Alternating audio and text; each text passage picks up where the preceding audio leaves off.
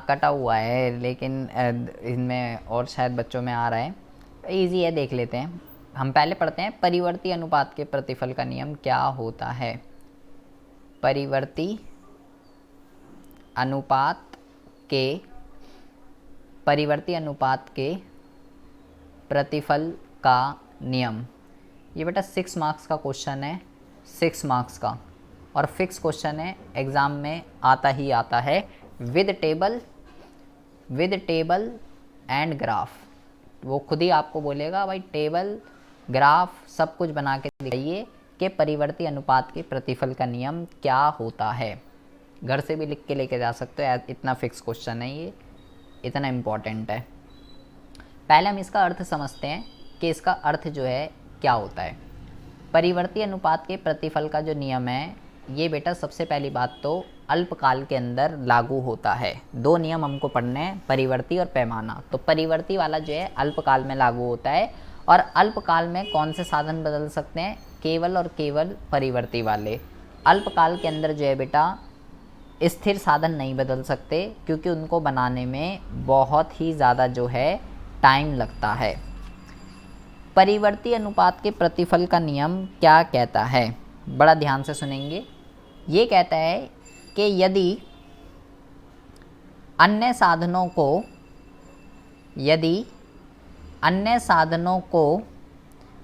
स्थिर रखते हुए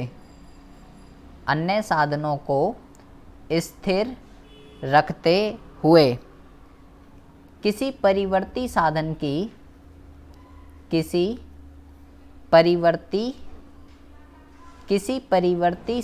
की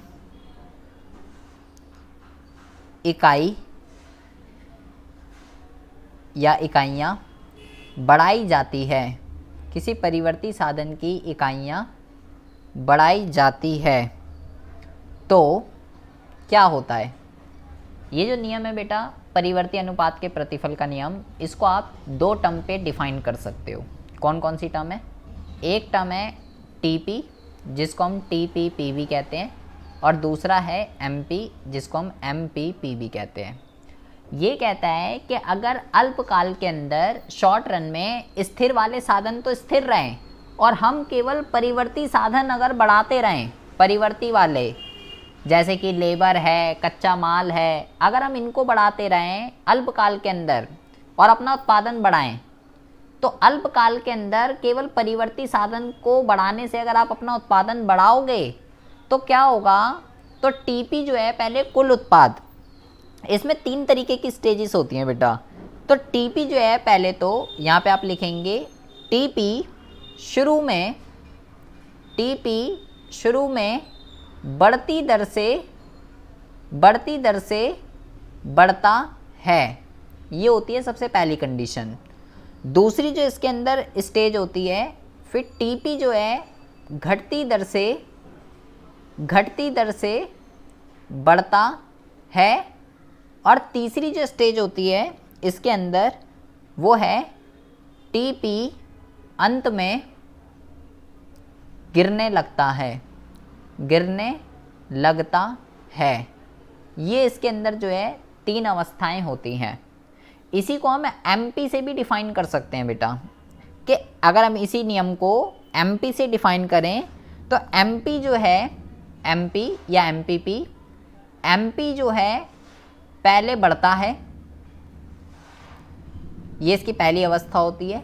फिर जो है एमपी घटता है पर धनात्मक रहता है, और तीसरी जो कंडीशन होती है इसकी, या तीसरी जो अवस्था होती है, एमपी अंत में ऋणात्मक हो जाता है। एमपी अंत में ऋणात्मक हो जाता है। ये जो है बेटा, ये जो है इसके अंदर 3 तरीके की अवस्थाएं होती हैं। इसको हम कहते हैं अवस्था 1, इसको हम कहते हैं अवस्था 2, और इसको हम कहते हैं अवस्था 3। ये पहली, ये दूसरी, ये तीसरी, दोनों के पॉइंट ऑफ व्यू से बता रहा हूँ, चाहे टीपी चाहे एमपी, किसी के भी पॉइंट ऑफ व्यू से बात कर लीजिए। अब इसको समझने के लिए आपको जो है एक टेबल को समझना पड़ेगा, तब जाके आपको ये समझ में आएगा कि आखिर ये क्या कह रहा है। ये बढ़ती दर से बढ़ना, घटती दर से बढ़ना, अंत में गिरने लगता है, ये सब क्या होता है। तो बेटा जो हमने ऊपर ये जो हमने टेबल पढ़ी थी उस दिन, हम इसी टेबल को इसके अंदर भी बना के आ सकते हैं सेम। ज़्यादा टेबल है तो आपको ना लर्न नहीं करनी ना, और लर्न तो मैंने बोला किसी को करना ही नहीं, रट्टा लगाना ही नहीं किसी टेबल का। ये टेबल किस तरीके से बनी है वो मैंने आपको समझाया था उस दिन।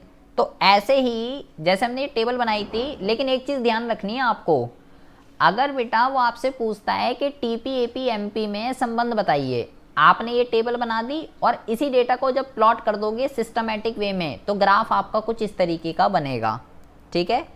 उसी डेटा को प्लॉट करना है। लेकिन जब वो आपसे परिवर्ती अनुपात के प्रतिफल का नियम पूछ रहा है, तो टेबल तो वही बनानी है ऊपर वाली, जो ऊपर मैं आपको टेबल बता रहा हूँ। कैसे बनानी है देखिए, आप क्या कीजिए, यहाँ पे एक कॉलम बनाइए जिसमें लिखिए स्थिर साधन, ठीक है। दूसरी जो लिखिए उसमें लिखिए परिवर्ती साधन, और तीसरे में लिखिए टीपी, फिर लिखिए एपी, और फिर लिखिए एमपी। ये तीन तरीके की ये लिख दीजिए, ठीक है। परिवर्ती साधन के अंदर आप क्या लिखेंगे और स्थिर साधन के अंदर आप क्या लिखेंगे, बड़े ज़्यादा ध्यान से सुनेंगे। स्थिर साधन में हम ले रहे हैं कि हमारे पास भूमि है, ज़मीन, ठीक है। इमारत, भूमि कुछ भी ले सकते हो, बिल्डिंग भी ले सकते हो, ठीक है। मान लो मेरे पास 1 एकड़ ज़मीन है, ठीक है। और परिवर्ती साधन में हम ले लेते हैं श्रमिक, लेबर है हमारे पास, जिसको हम चेंज कर सकते हैं। यहाँ से शुरू करते हैं 0 1 2 3 4 5 6 7 8 9, 7 तो रह गया, 7 8, ये हो गया 9। अब देखिए, और ज़मीन हमारे पास 1 एकड़ ही है, क्योंकि इसको हम चेंज नहीं कर सकते अल्पकाल के अंदर। ये जो है बेटा फिक्स रहेगी, 1 एकड़ 1 एकड़ 1 एकड़, सब में 1 एकड़ ही लिखना है, ठीक है। ये एकड़ एकड़ एकड़ लिख दिया मैंने यहाँ। बहुत ही ज़्यादा ध्यान से सुनेंगे, मैं वही टेबल बना रहा हूँ जो ऊपर मैंने बनाई थी। जब मेरे पास एक भी परिवर्ती साधन नहीं था तो मेरे पास प्रोडक्शन नहीं हो रही थी। पहले आपको जो नंबर लिखने हैं, कैसे टेबल बनेगी ज़रा ध्यान से समझिए। जैसे मैंने पहले लिख दिया 2, ठीक है, लिख दिया 2, जो आपका मन करे वो नंबर लिख दो। फिर मैंने मान लो नंबर लिख दिया 6, ठीक है, जो मन करे वो लिख दो। शुरू के जो 2 नंबर हैं वो अपनी मर्जी से लिख दो, जो आपका मन कर रहा है। तो मैंने लिख दिया। अब आपको क्या करना है, अब आपको जो है ये देखना है मैंने कितने का गैप ले लिया इसमें। मैंने गैप ले लिया 4 का, 4 का गैप हो गया बेटा इसमें। 2 और 6 के बीच में कितने का गैप है, 4 का। तो अब आपको जो नंबर लिखना है उसका गैप 4 से ज़्यादा होना चाहिए। जैसे मैंने लग दिया यहाँ पे 12, तो अब गैप कितना हो गया, अब गैप हो गया 6 का। फिर जो नंबर लिखना है वो और बड़ा लिखना है, मैंने लिख दिया 20, कितने का गैप हो गया, 8 का। तो इसी स्टेज को, ये जो गैप बेटा बढ़ रहा है, इसी स्टेज को हम कहते हैं बढ़ती दर से बढ़ना। कि जब मेरे पास एक श्रमिक था, उसने 2 की प्रोडक्शन करी, जैसे ही मैंने एक एक्स्ट्रा लगाया उसने 6 की कर दी, 4 ज़्यादा बना रहा है वो, 4 वस्तु ज़्यादा। फिर मैंने जैसे ही एक लगाया एक और श्रमिक, तो वो और ज़्यादा कर रहा है, वो आके कितना कंट्रीब्यूशन दे रहा है, 6 वस्तु ज़्यादा बना रहा है। फिर मैंने एक और जब श्रमिक लगाया, वो 8 का कंट्रीब्यूशन दे रहा है। हर श्रमिक का जो योगदान है वो बढ़ता जा रहा है। एक एक्स्ट्रा लेबर लगाने से पहले वाले लेबर के कंपैरिजन में मेरे को ज़्यादा फायदा हो रहा है। दूसरा लगाया था तो 4 वस्तु ज़्यादा बन रही थी, तीसरा लगाया तो बेटा तीसरा लगाया तो 6 वस्तु ज़्यादा बन रही है, और चौथा लगाया तो 8 वस्तु ज़्यादा बन रही है। इसी चीज़ को कहते हैं बढ़ती दर से बढ़ना। अब पहले नंबर बढ़ते हुए लिख लिए, लास्ट गैप कितना है, 8 का है बेटा। अब जो नंबर लिखने हैं, अब लिखने हैं घटते हुए। अब जो ना नंबर लिखना है उस पर गैप कम होना चाहिए। तो यहाँ मैंने लिख दिया 25, क्योंकि 20 और 25 के बीच में कितना गैप है, 5 का गैप है बेटा। फिर मैंने यहाँ लिख दिया 29, कितने का गैप है, 4 का गैप है बेटा। फिर मैंने यहाँ लिख दिया 31, कितने का गैप है बेटा, 31, 2 का गैप है। गैप जो है मैं घटाता जा रहा हूँ। पहले बढ़ाया था, फिर गैप घटा रहा हूँ, फिर क्या करना है, फिर गैप को 0 कर देना है। गैप को 0 करने का मतलब यहाँ भी 31 लिख दीजिए, क्योंकि गैप का 0 करने का मतलब क्या है कि उतना ही जितना पहले है। 7 लेबर मिलके भी 31 वस्तु बना रहे थे, 8वीं लेबर जो लगाई वो भी 31 ही बना रहा है। 8वीं लेबर लगाने का कोई फ़ायदा नहीं हुआ, और जैसे ही मैंने 9वीं लगाई उसने तो हद ही कर दी। अब क्या करना है, गैप को नेगेटिव कर देना है, उल्टा 29 लिख दीजिए यहाँ पे। ऐसा मैं क्यों कर रहा हूँ, ऐसा मैं इसलिए कर रहा हूँ, आप चाहो तो ये इसमें लिखना मैंडेटरी नहीं है। ये वाला जो है, ये वाला कॉलम आप हटा सकते हो। 8 तक भी हम जो है 8 तक भी जो है हम लिख सकते हैं, ठीक है। मान लीजिए आप यहाँ पे जो है इस 31 को आप चाहो तो लो 29 कर दीजिए, ख़त्म बात। या लिखना चाहते हो तो लिख सकते हो, कोई दिक्कत वाली बात नहीं है, ऐसा कोई इशू नहीं है। ये लीजिए, वही ऊपर वाली टेबल बन गई पूरी, ठीक है जी। टीपी आ गया। अब एपी के लिए क्या करेंगे बेटा, एपी के लिए क्या करते हैं, एपी का फॉर्मूला होता है टीपी अपॉन में क्यू। क्यू क्या होता है, क्यू होता है परिवर्ती साधन। टीपी ये रहा, क्यू ये रहा, डिवाइड करना है इसको। तो इसको जब हम डिवाइड करेंगे तो ये बेटा 2 आ जाएगा, ये 3 आ जाएगा, ये 4 आ जाएगा, ये 5 आ जाएगा, ये भी आपका 5 आ जाएगा, ये 4.8 आ जाएगा, ये 4.4 आ जाएगा, ये 3.9 आ जाएगा, ये 3.2 आ जाएगा। आ गया एपी। सिर्फ टीपी को क्यू से डिवाइड करना है, टीपी भी है क्यू भी है। एमपी का फॉर्मूला क्या होता है, TP N minus TP N minus 1। इसका मतलब क्या होता है, इसका मतलब ये होता है, ये टीपी से निकलता है बेटा। पहले 2 लिखेंगे, नीचे से इसको माइनस करना है। 6 में से 2 गए 4, इसमें से इसको करेंगे 12 में से 6 गए 6, इसमें से इसको करेंगे 8, इसमें से इसको करेंगे 5, नीचे से माइनस करते जाना है। तो आपका पूरा का पूरा जो है एमपी आ जाएगा। ये टेबल आपने बना दी। यही टेबल क्या करनी है आपको, यही टेबल मैंने ऊपर भी बताई, यही टेबल आपने नीचे भी बना दी। अब आपको क्या करना है, टेबल तो बन गई, अर्थ भी लिख दिया। अब आपको क्या करना है, अब आपको जो है ग्राफ बनाना है इसका ग्राफ किस तरीके से बनेगा ज़रा ध्यान से समझिए।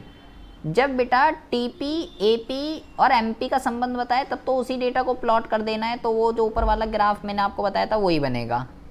लेकिन जब परिवर्ती अनुपात के प्रतिफल का ग्राफ पूछे तो आपको क्या करना है, 2 ग्राफ बनाने हैं। यहाँ पे एपी की कोई इंपॉर्टेंस नहीं है, टीपी और एमपी की इंपॉर्टेंस है। ये रूल टीपी और एमपी से डिफाइन होता है, ठीक है। एपी की यहाँ पे इतनी कोई इंपॉर्टेंस नहीं है। हमें क्या करना है, हमें जो है बेटा एक ही ग्राफ पे 2 वो बनाने हैं चित्र। ये एक्स अक्ष है, ये वाई अक्ष है, ये 0 है और ये 0 है, ठीक है। अच्छा, अब बनाने कैसे हैं, अब ज़रा वो समझिए। यहाँ पे हमें डेटा को प्लॉट नहीं करना बेटा, बिना डेटा प्लॉट करे हमारा जो काम है, बिना डेटा प्लॉट करे हमारा जो काम है वो हो जाएगा, ठीक है। हमें क्या करना है, जैसे मैं बता रहा हूँ बिल्कुल ज़रा ध्यान से समझेंगे। हमें बेटा सबसे पहले एमपी को जो है हमें सबसे पहले बनाना है। नीचे बनेगा बेटा एमपी, ऊपर बनेगा टीपी, ठीक है। एमपी किस तरीके से बनाना है, देखो एक तो होते हैं बच्चे जो फ्री हैंड से चलते हैं, ठीक है, जैसे मर्जी बना दिया, ठीक है। ये ऐसे बना दिया, वो ऐसे बना दिया, ऐसे बना दोगे बेटा तो वो नंबर भी आपको ऐसे ही देगा, ठीक है। ऐसे नहीं बनाना है, इसको बहुत ही ज़्यादा ध्यान से सुनेंगे। एमपी तो चलो आपने एक बार को ऐसे आपने बना दिया, ठीक है, ये आपका जो है ये आपका एमपी बन गया। लेकिन अब टीपी कैसे बनेगा इसको आपको समझना है। टीपी के लिए आपको क्या करना है, एमपी तो मैंने चलो फ्री हैंड से बना दिया, ठीक है। एमपी के लिए आपको क्या करना है, स्केल लेना है और स्केल से जहाँ पे भी इसका अधिकतम पॉइंट है, इसका अधिकतम कहाँ पे आ रहा है बेटा, इसका अधिकतम जो है वो यहाँ पे आ रहा है, ठीक है। यहाँ से आपको क्या करना है, स्केल से आपको क्या करना है, लाइन खींच लेनी है, ठीक है। स्केल से आपको लाइन खींच लेनी है और इस लाइन को ऊपर तक लेके आ जाना है।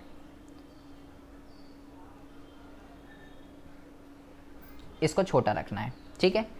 यहाँ पे करना है जहाँ पे ये अधिकतम है, ठीक है, यहाँ पे। फिर क्या करना है, फिर ये इसको यहाँ पे जो एक्स अक्ष के यहाँ पे ये कट कर रहा है यहाँ पे, फिर स्केल लेना है और स्केल से लाइन ड्रॉ करनी है आपको और इसको ऊपर लेके आ जाना है। और इस वाली को जो हमने ये ड्रॉ कर रही है इससे ऊंचा बनाना है, इसको इससे ऊंचा बनाना है थोड़ा सा, ठीक है, बन गई। ऐसा मैं क्यों कर रहा हूँ बेटा, ऐसा मैं क्यों कर रहा हूँ इसका रीज़न बताऊँगा अभी। अब क्या करना है, MP बन गया, ठीक है, सब कुछ बन गया। अब TP बनाना है। TP कैसे बनाना है, पहले आपको बनाना है TP इस तरीके से, ठीक है, ऐसे नीचे से होता हुआ जाए, ठीक है। फिर कैसा बनाना है, फिर ये आप जैसे ये देखो, ये इस तरीके से जा रहा था, इस चीज़ को आपको ऐसे बनाना है। ये वाली जो चीज़ है ये इस तरफ आनी चाहिए, नीचे की तरफ। ये हो गया आपका TP या TPP। इस चीज़ के बेटा नंबर जो है, इस चीज़ के नंबर जो है एग्ज़ाम में काउंट होते हैं। किस चीज़ के, ज़रा ध्यान से समझिए।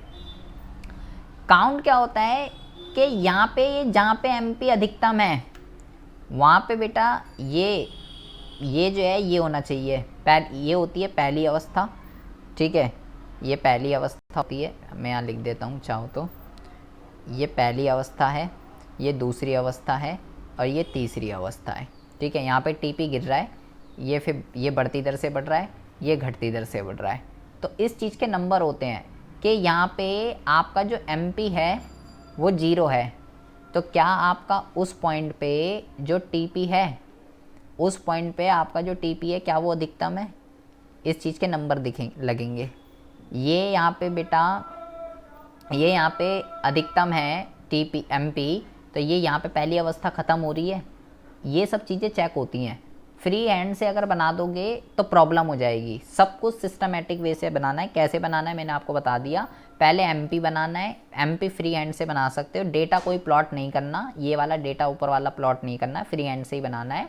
ये वाला है MP। लेकिन TP कैसे बनाना है, पहले लाइन ड्रॉ करनी है। कहाँ से, एक यहाँ से और एक यहाँ से। ये वाली थोड़ी छोटी रखनी है, ये उससे थोड़ी बड़ी रखनी है, क्योंकि पहले वाला ऐसे जाएगा नीचे से उड़ता हुआ, दूसरा वाला ऊपर से होता हुआ और तीसरे वाला डाउन जाना चाहिए।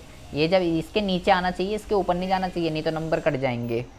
उसके बाद आपको क्या करना है, उसके बाद आपको जो है, उसके बाद बेटा आपको, आप चाहो तो इनको नाम दे दीजिए सबको। लाइक इसको A नाम दे दीजिए, इसको B नाम दे दीजिए, इसको जो है C नाम दे दीजिए, इसको Q नाम दे दीजिए, इसको Q1 नाम दे दीजिए, इसको भी Q1 नाम दे दीजिए, एंड इसको C नाम दे दिया, इसको Q1 नाम दे दिया, ठीक है। अब क्या करना है, अब आपको इस ग्राफ को एक्सप्लेन करना है। कैसे इसको कहते हैं बेटा, आपको इसको डिफ़ाइन करना है इस तरीके से। कैसे डिफ़ाइन करेंगे, देखिए। डिफ़ाइन करने के भी नंबर हैं। सबसे पहले आप लिखेंगे पहली अवस्था। पहली अवस्था में आप क्या लिखेंगे कि पहली अवस्था में TP बढ़ती दर से बढ़ता है, TP बढ़ती दर से बढ़ता है, ठीक है, और बिंदु O से A तक TP बढ़ती दर से बढ़ता है और बिंदु O से A तक यही प्रवृत्ति रखता है। फिर आप पहले TP से डिफाइन कर दिया, फिर क्या लिखेंगे, फिर लिखेंगे भाई AP नहीं करना ना, यहाँ पे मैं बोल तो रहा हूँ, यहाँ पे आपको AP नहीं बनाना इसके अंदर। ये जो परिवर्ती अनुपात के प्रतिफल का नियम है, इसमें AP की कोई इम्पोर्टेंस नहीं होती है, सिर्फ TP और MP का बनाना है, AP नहीं बनाना इसके अंदर। TP बढ़ती दर से बढ़ता है और बिंदु 0 से O तक यही प्रवृत्ति रखता है। MP भी बढ़ता है और बिंदु O से C तक, मैंने इसको C माना है, ये रहा, ये पहली अवस्था है, ठीक है, पहली ये वाली। O से C तक यही प्रवृत्ति रखता है। और यहाँ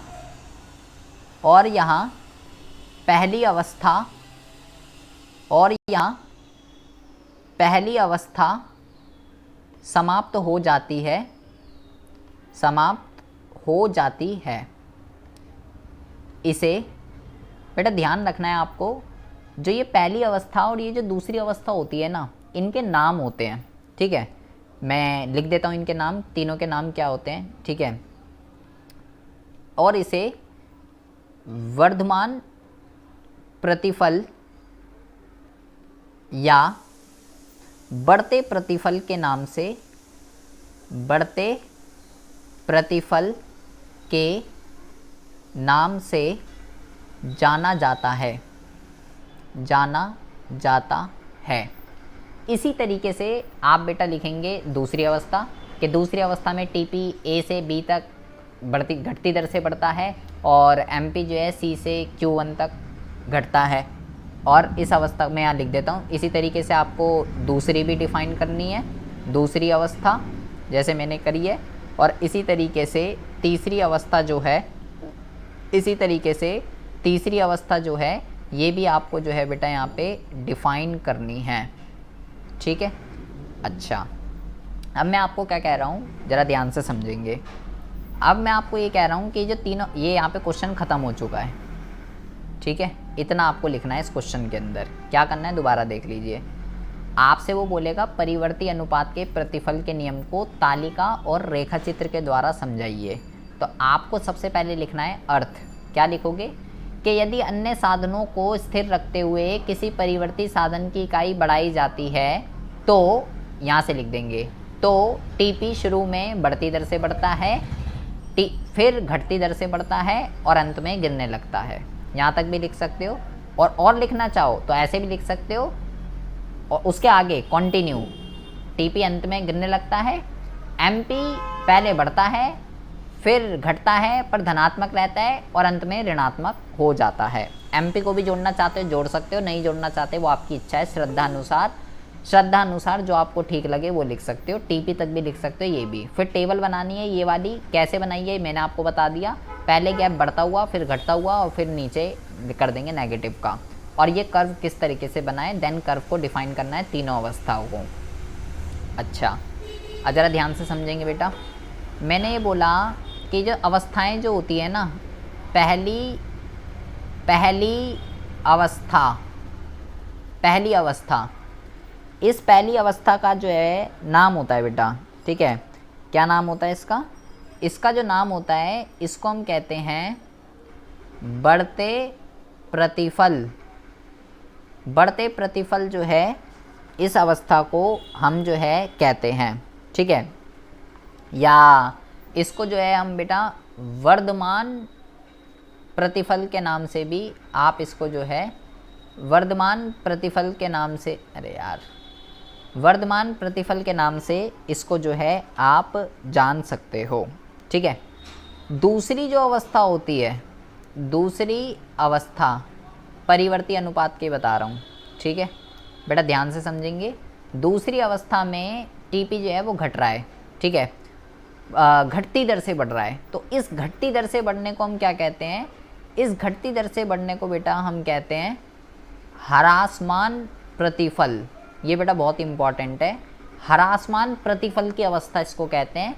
या इसी चीज़ को आप बेटा ये भी कह सकते हो, इसी चीज़ को हम जो है क्या इसी चीज़ को हम कहते हैं बेटा उत्पत्ति का ह्रास नियम, ये भी कह सकते हो इसको। ये बेटा बहुत इंपॉर्टेंट है, अभी बताता हूँ क्या करना है आपको। और इसी तरीके से तीसरी अवस्था जो होती है इसको कहते हैं ऋणात्मक प्रतिफल। क्या कहते हैं इसको? इसको हम कहते हैं ऋणात्मक प्रतिफल, ये इसको कहते हैं। तो आपको ज़रा बहुत ही ज़्यादा ध्यान से आपको जो है बेटा यहाँ पे आपको समझना है, ठीक है। ये ऋणात्मक प्रतिफल है, इसको जो है बेटा आप ह्रासमान प्रतिफल, उत्पत्ति का ह्रास नियम या घटते प्रतिफल, इसको आप जो है घटते प्रतिफल की अवस्था भी कह सकते हो। इसके 3 नाम हैं दूसरी वाली स्टेज के, ठीक है।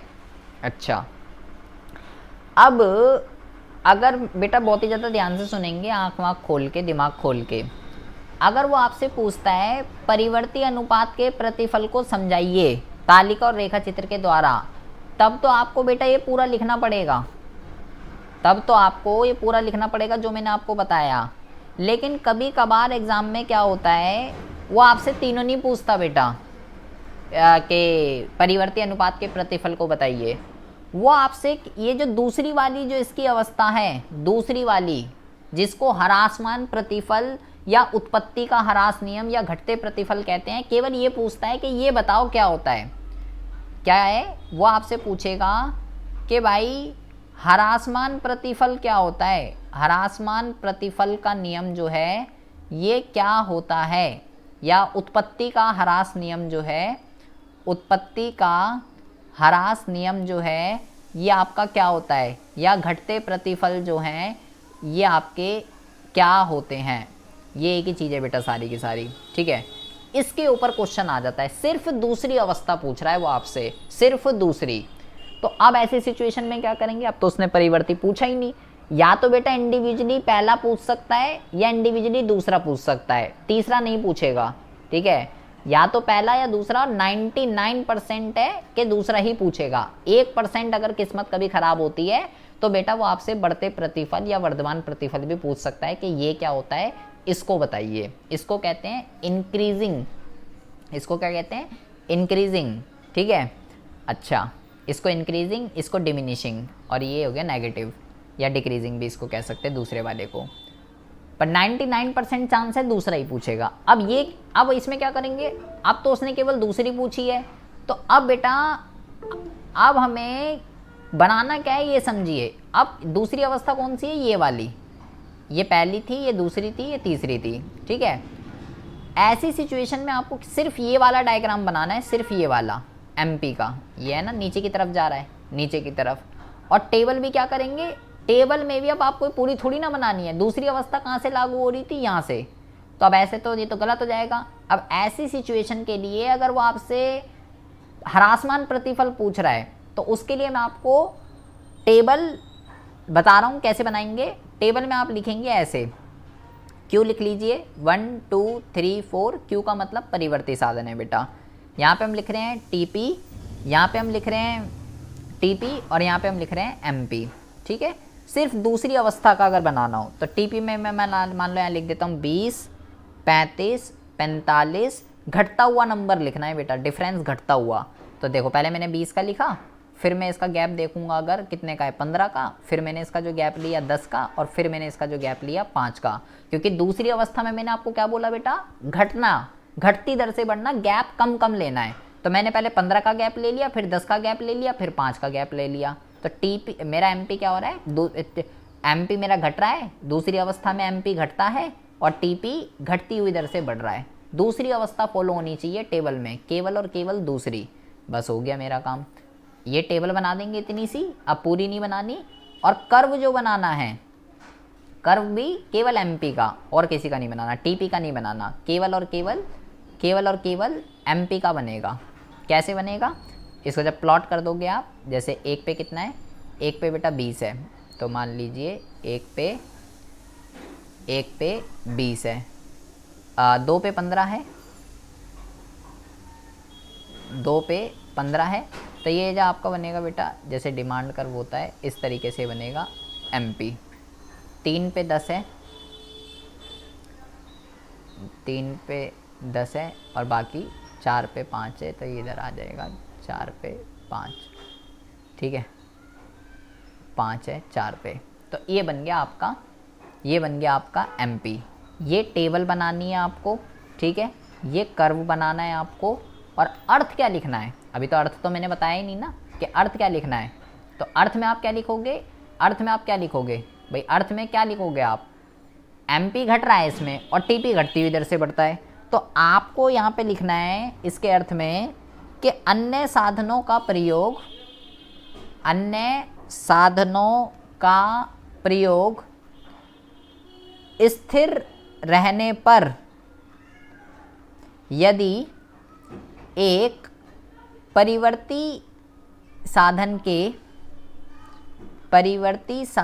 के प्रयोग में वृद्धि की जाती है,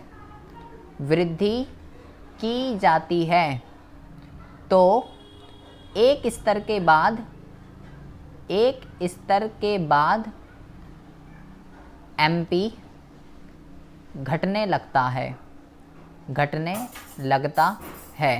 ये बेटा इसके अंदर आपको लिखना है। एमपी के पॉइंट ऑफ व्यू से डिफाइन करेंगे, टीपी के पॉइंट ऑफ व्यू से इसको आपको जो है डिफाइन नहीं करना है। सवा इतनी बात समझ में आ रही है या ऊपर से जा रही है? सर आप क्या समझ रहे हैं? अजय कुछ समझ में आ रही है? तुम क्लास नहीं ले रहे थे? हाँ सर, आ रही। अच्छा, अब वो आपसे पूछता है ये कब करना है, जब केवल दूसरी अवस्था पूछ रहा है, हरासमान। इसका बहुत ही कम चांस है, ऐसा क्वेश्चन आता है एग्जाम में कि बढ़ते प्रतिफल पूछे कि बढ़ते प्रतिफल क्या होते हैं या वर्तमान प्रतिफल क्या होता है, इसको समझाइए। तो ऐसी सिचुएशन में क्या करना है, अगर आ जाए मैं बता देता हूँ, वैसे तो किस्मत खराब है ये आपकी। ऐसी सिचुएशन में टेबल केवल यहाँ तक बनानी है, यहाँ तक केवल, मतलब गैप केवल बढ़ता हुआ लेना है, केवल इतना सा। और एमपी में क्या बनाना है, एमपी में ये वाला, मतलब अगर सिर्फ एमपी एमपी बनाओगे तो एमपी फिर ऐसा बनेगा, फिर ऐसा बनेगा एमपी, तो फिर ऐसा बनाना है। अगर बढ़ता वाला पूछे तो आपको देखना है बढ़ता वाला पूछा है या घटता वाला पूछा है, और परिवर्तित पूछा है तब तो पूरा ही बनेगा। बढ़ता वाला पूछा है तो बढ़ता वाला बना देंगे, तीसरा तो पूछेगा ही नहीं, इतनी तो श्योरिटी है, तीसरा नहीं आएगा कभी भी, पहला और दूसरा ही आएगा। तो वो दूसरी अवस्था, इसमें क्या हुआ, पहले तो हम जैसे जैसे एक एक्स्ट्रा लेबर लगा रहे थे, पहले तो उत्पादन हमारा बढ़ रहा था बढ़ती दर से, लेकिन चौथी लेबर के बाद जैसे ही मैंने पांचवा लगाया, बढ़ा तो सही लेकिन घटती हुई दर से बढ़ा, फिर ऐसे ही छठे में भी घट गया, सातवें में भी घट गया। तो इसी को ही हरासमान प्रतिफल की अवस्था कहते हैं। तो वो भाई आपसे पूछता है इसका कारण बताओ, ऐसा क्यों हुआ, ऐसा क्यों हो रहा है कि पहले तो टीपी बढ़ा और फिर मैं जब एक्स्ट्रा लेबर लगाए जा रहा हूँ, स्थिर वाले स्थिर हैं, केवल परिवर्ती वाले बदल रहा हूँ, तो ऐसा क्यों हो रहा है, इसका कारण पूछता है। हरासमान प्रतिफल के लागू होने के कारण बताइए, बहुत ही इंपॉर्टेंट क्वेश्चन है इसका कारण लागू होने का, ये बहुत इंपॉर्टेंट है बेटा, ध्यान से समझेंगे, एग्जाम में पूछा जाता है ये। तो इसका जो सबसे पहला कारण है, इसका जो सबसे पहला कारण है वो ये है कि भाई साधन जो है ना वो सीमित होते हैं। सबसे पहली बात तो, चाहे वो स्थिर हो चाहे वो परिवर्ती हो, सबसे पहला रीज़न आप इसमें लिखेंगे साधनों की सीमितता, ये लिख देंगे आप इसके अंदर, सबसे पहला पॉइंट। दूसरा आप इसके अंदर लिखेंगे, क्योंकि हम जो है बेटा क्या कर रहे हैं, ऊपर भी देखेंगे आप टेबल के अंदर, हमारे पास जो स्थिर साधन है वो तो बेटा स्थिर ही हैं। ज़मीन हमारे पास लिमिटेड थी, 1 एकड़ 1 एकड़ 1 एकड़, उसी 1 एकड़ पे पहले एक बंदा काम कर रहा था, फिर 2 बंदे, फिर 3 बंदे, फिर 4 5 6 7 8 9 10, एक ही ज़मीन पे हम बंदे लगाए जा रहे हैं, लगाए जा रहे हैं, लगाए जा रहे हैं, लगाए जा रहे हैं, लगाए जा रहे हैं। तो इससे क्या हुआ, इतनी बंदों की ज़रूरत नहीं है वहाँ पे जितने हमने वहाँ पे रख दिए, मतलब कि स्थिर साधनों की तुलना में परिवर्ती साधन जो हैं वो बहुत ही ज़्यादा हो गए। तो यहाँ पे आप लिखेंगे कि स्थिर साधनों की तुलना में, स्थिर साधनों की तुलना में परिवर्ती साधनों की अधिक संख्या, ये लिख देंगे दूसरा पॉइंट, इस वजह से ऐसा हो रहा है। और भाई एक ही ज़मीन है, ठीक है, 1 2 3 4 ठीक थे, अब आप बढ़ाए जा रहे हो बढ़ाए जा रहे हो बढ़ाए जा रहे हो, तो भैया सिंपल सी बात है, हर चीज़ की एक लिमिट होती है, और जब लिमिट को क्रॉस कर दोगे तो भैया आपको फ़ायदे की जगह नुकसान ही होना पड़ेगा। दूसरा कहते हैं इसी चीज़ को, यहाँ पे हम इसी चीज़ को जो कहते हैं कि अगर हर चीज़ की एक लिमिट होती है, आपका मैक्सिमम कहाँ पे था, आपका मैक्सिमम यहाँ पे था, यहाँ तक ठीक था, यहाँ तक अगर हम 4 इकाई तक देखें, 1 एकड़ ज़मीन 4 बंदे और 20 वस्तु बन रही थी, यहाँ तक बेस्ट था। लेकिन उसके बाद ज़मीन 1 एकड़ ही रही, एक और मैंने लेबर लगा दी, तो क्या हुआ, चौथे के आने से 8 की इंक्रीमेंट हुई थी, लेकिन 5वें के आने से केवल 5 की इंक्रीमेंट हुई, उतनी नहीं करी जितने चौथे ने करी थी, मतलब ये बेस्ट था, ठीक था, यहाँ तक बढ़ती हुई दर से बढ़ रहा था। तो अगर आपने एक लिमिट क्रॉस कर दी, आपका ऑप्टिमल मिल चुका था, लेकिन आपने लिमिट क्रॉस कर दिया, बढ़ाए जा रहे हो बढ़ाए जा रहे हो बढ़ाए जा रहे हो, तो भाई फिर यही होना है, हरासमान प्रतिफल ही लागू होगा। इस चीज़ को कहते हैं कि साधनों का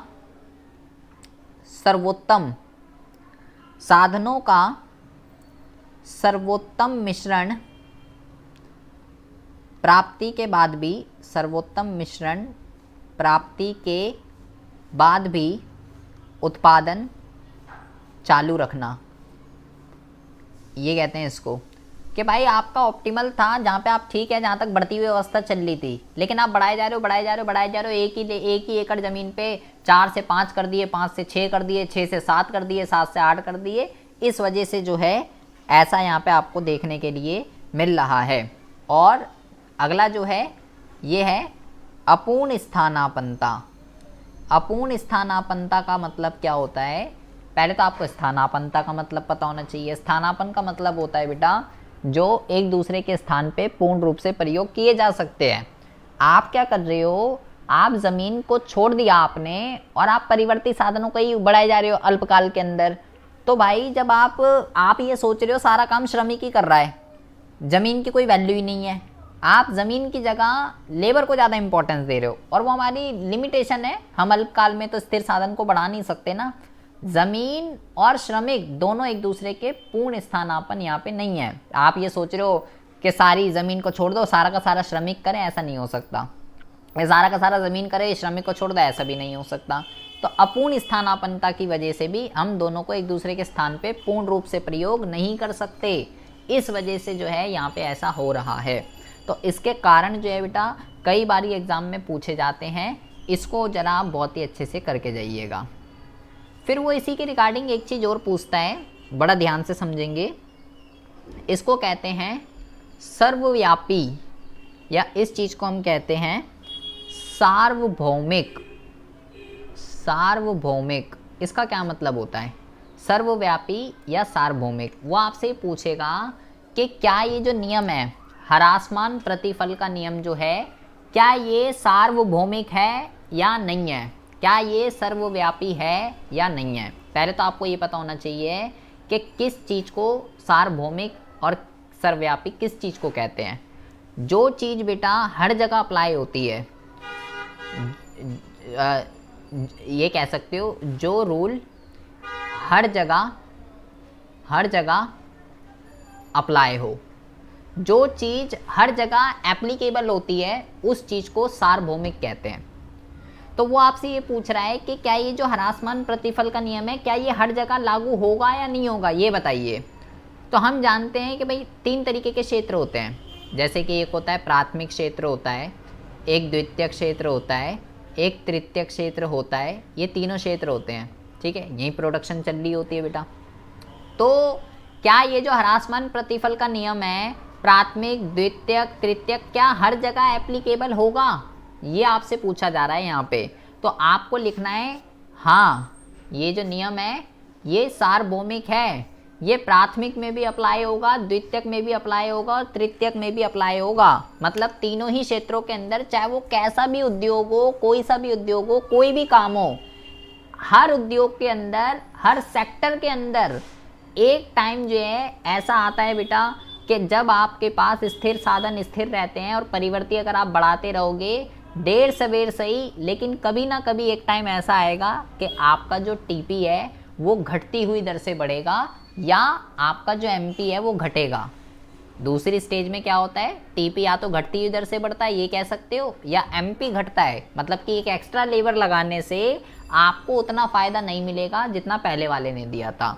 तो ये नियम चाहे प्राथमिक क्षेत्र की बात करें, चाहे द्वितीयक की बात करें, चाहे तृतीयक की बात करें, ये जो नियम है बेटा ये सार्वभौमिक होता है, ये सर्वव्यापी है, ये हर जगह अप्लाई होगा, देर सवेर चाहे कुछ भी हो। तो ये बेटा बहुत ही इंपॉर्टेंट है। ह्रासमान प्रतिफल क्या होता है, इसका अर्थ मैंने बताया, इसकी टेबल मैंने आपको बताई, इसका कर्व मैंने आपको बताया। क्यों ऐसा होता है कि एक स्टेज के बाद टीपी घटती हुई दर से बढ़ना शुरू कर देता है और आखिर ये नियम सार्वभौमिक है या नहीं। सारे के सारे रिपीटेड हैं, एग्ज़ाम में ये पूछे जाते हैं। और एक चीज़ और ज़रा समझ लीजिए, इस चीज़ को हम क्या कहते हैं बेटा, ये जो होता है ए बिंदु जो है, इस ए बिंदु को हम कहते हैं बेटा पॉइंट ऑफ इन्फ्लेक्शन। ठीक है, क्या कहते हैं इसको, इसको कहते हैं पॉइंट ऑफ इन्फ्लेक्शन, या आप हिंदी में अगर हम इसकी बात करें तो इसको हम कहते हैं मोड़ बिंदु। क्या कहते हैं इसको, मोड़ बिंदु। अब जैसे कभी मान लो कुछ चित्र बना हुआ आ गया और वो आपसे पूछे कि भैया बताइए इसमें पॉइंट ऑफ इन्फ्लेक्शन कहाँ पे है, ए है, बी है, सी है, कहाँ पे है। तो होता क्या है, पॉइंट ऑफ इन्फ्लेक्शन होता क्या है ये आपको समझना है। पॉइंट ऑफ इन्फ्लेक्शन का मतलब ये होता है बेटा जहाँ पे कर्व अपनी डायरेक्शन चेंज कर रहा होता है। जैसे ए के बाद पहले देखो ये यहाँ से ऐसे आ रहा था और ए के बाद इसने अपनी डायरेक्शन जो है वो चेंज कर, अब आप क्या कहोगे ऐसे हो गई, ये यहाँ पे भी चेंज कर रहा है, ये तो गिर गया यहाँ पे। चेंज का मतलब पूरी ही चेंज हो गई, आकृति ही बदल गई उसकी कर्व की। तो इसको जो है पॉइंट ऑफ इन्फ्लेक्शन कहते हैं। तो ये भी ध्यान रखिएगा, 1 नंबर में एग्जाम में पूछा जा सकता है मोड़ बिंदु क्या होता है या पॉइंट ऑफ इन्फ्लेक्शन जो है किसको कहते हैं। ये है आपका बेटा पूरा का पूरा परिवर्ती अनुपात के प्रतिफल का नियम। इसकी तीनों अवस्थाओं के नाम होते हैं। पूरा भी आ जाता है ये परिवर्ती अनुपात, या पहली और दूसरी अवस्था आती है और मोस्टली दूसरी आती है, ये मैंने आपको यहाँ पे बता दिया। मुस्कान इतनी बात समझ में आ रही है या ऊपर से जा रही है? सबा, अजय आ रही है समझ में? ये बहुत ही अच्छे से करके जाइएगा, ठीक है। कल हम जो पढ़ने वाले हैं वो पढ़ने जा रहे हैं पैमाने के प्रतिफल क्या होते हैं। दोनों ही बेटा एग्ज़ाम के पॉइंट ऑफ व्यू से इम्पॉर्टेंट है। वैसे तो 1-2 का डिलीटेड है, लेकिन आप सब अलग अलग के ही हैं, तो पढ़ लेंगे, ऐसा कोई ज़्यादा बहुत बड़ा चीज़ नहीं है वो। ठीक है जी मुस्कान।